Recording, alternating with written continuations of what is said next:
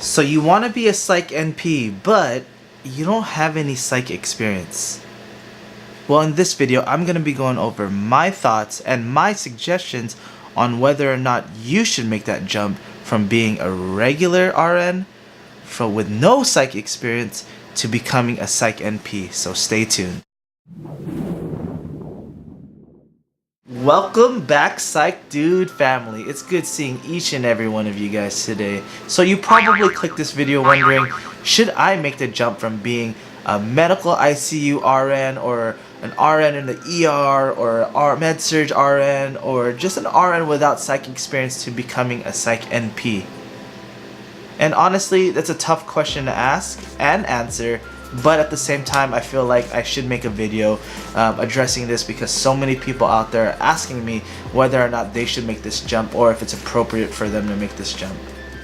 So, if you were going to ask me this question right when I graduated as a Psych NP, passed my boards, and just asking me, should I make this jump? I would have told you, no, don't do it right away. I would say no, no, no, because why would you want to do something where you had no prior experience and then all of a sudden you wanted to be an advanced practice registered nurse that diagnoses, that prescribes?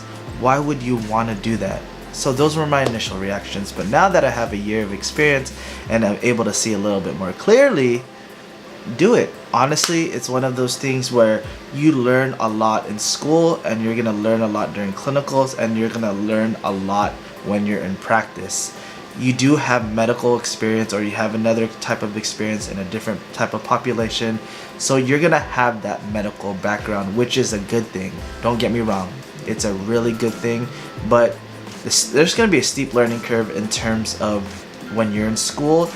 When you're in your first semester of Psych NP program with Psych students, dealing with Psych classes, things like that, you're gonna be lost. Majority of the time, honestly, you're not going to know a lot, but at the same time you're going to be able to learn, but you just have to get that experience. Because when you're an RN that works in Psych, you already know the gist of the medications. You know what they're used for, you know what their off-label uses are, you know which ones are for emergencies, and you know which ones they take on a regular basis, you know the doses.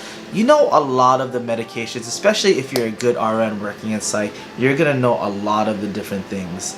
And honestly, you don't know those things, especially if you work on the med-surg floor, if you work in the ER, if you work in ICU. You might know their medications, but you don't know those little nuances in terms of why they're using this medication and why are they on multiple antidepressants, why are they on multiple antipsychotics, why is this one so low compared to the other one. Things like that you're just not going to know unless you actually worked in Psych. Everyone has this advantage over you is because they actually worked in Psych and they were able to talk to the doctors, they were able to communicate with the patients, things like that. It's not only medications where they're going to be ahead of you, it's going to be actually talking to these Psych patients. They're going to know more their behaviors, they're going to know the MSC down pat compared to you. They're going to be able to see whether they're agitated, irritated, or whether or not they're anxious, things like that. It's sometimes you're not going to necessarily know exactly how they're portraying or what behaviors they're portraying in front of you. As a regular RN working like the ER, you're not going to necessarily know those behaviors. You might, because you come across some psychotic patients, but for the most part, just like your normal Joes in terms of having those symptoms of just anxiety, depression, things like that, you're not going to necessarily know. With that being said, you can learn those things. I'm not saying you're not going to learn those things, that you're going to be way behind everyone else. You're just going to have a way steeper learning curve. But at the same time, when you start dealing with these patients and you're dealing with comorbidities, medical issues, what medications they're on for medical issues, you're going to know that down pat. You're going to have a far greater knowledge in terms of those type of medications. Yes, we do all take advanced advanced pharmacology, so we're familiar with the medications, but since you've been dealing with it a lot longer compared to someone that might just have strictly RN experience, you're going to be able to know those things, know whether or not they're on normal doses, what their uses for, and the interactions, things like that. And that's where you guys have the leg up on the Psych students that have strictly Psych RN experience, but at the same time is we're dealing with strictly psych patients as Psych NP, so you're dealing with their medications. And a lot of the times, if you're working in a place that has so many different providers, where they have the medical staff for the actual medical problems, and then they have the psych staff that deals with just the psych problems, then it's one of those things where you're just going to refer to the medical side, see what they say, and then adjust your medications accordingly. So I would say, honestly, my biggest suggestion, if you were going to ask me now whether or not you should do it, you should do it, but at the same time be warned that this type of population might not be the population that's meant for you, and there's possibility you may get burnt out, because dealing with this type of population and these types of patients, it's tough. I'm not gonna lie, it wears on you. Your stress levels, your anxiety levels, it may go up, but at the same time, what other role do we have that doesn't cause that? All the roles that we're gonna have cause that. It's just a matter of whether or not you're willing to deal with it, especially for the rest of your life, especially if you're gonna put in the time, the effort, the money in order for you to become a Psych NP. Honestly, if you were gonna ask me what you should do, I would say get at least 6 months to a year of experience working in psych, whether it's outpatient or working inpatient. Just get that experience. Be able to learn as much as possible as an RN in that psych realm, because you're not going to be able to learn it as fast and as quick as when during classes, because you're just going to learn everything to the T. Only FDA approvals, rarely ever using secondary indications, and rarely ever using off-label usage, because when they're teaching you in school, everything is pretty much built around the liability. Why would you want to do this for off-label use if this wasn't made for that use? This medication was made for a certain thing. Why would you want to use it off-label? And they're gonna kind of try to scare you with all this legality things, which is true, because technically, if you're not necessarily using it for the right thing, you're using it just to try to cover up one of the other side effects from another medication, or whether it's other symptoms that you're trying to just treat strictly, then you might get in trouble depending on what's going on. So you definitely have to take that in consideration. But if you get that psych experience, you're able to learn all of these things, and you're able to learn so much.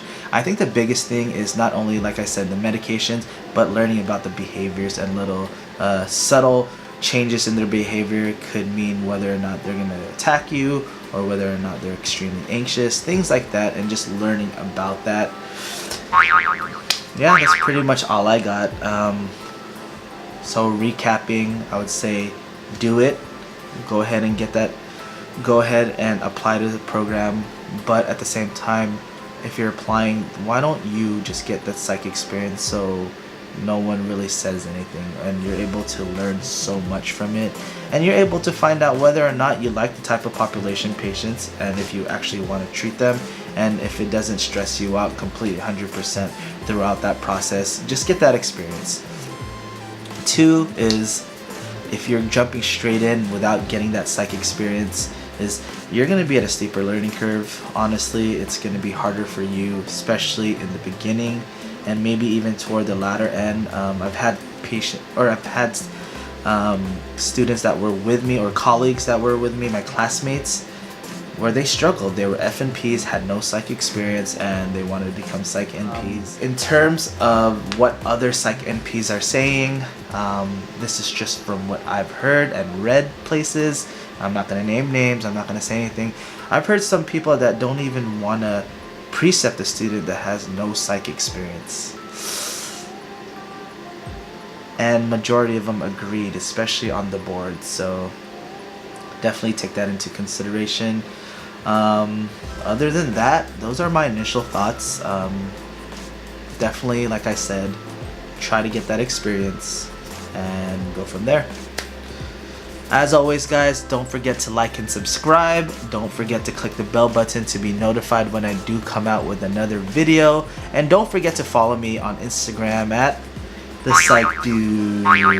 As always, have a wonderful day, guys. And we're almost to 1,000. I am going to come out with more videos soon. Just some talking about information and facts, and some talking about my lifestyle, and some talking about what I like to do, and sometimes just my opinion on things, on questions that people ask.